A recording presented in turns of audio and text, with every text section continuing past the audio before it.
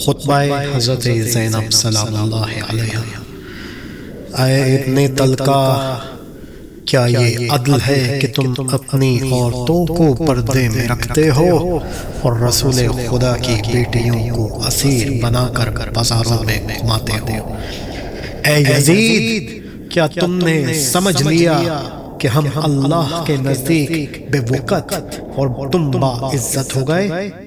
چالیں چل لو، پوری کوشش کر لو، اپنی تمام طاقت لگا دو۔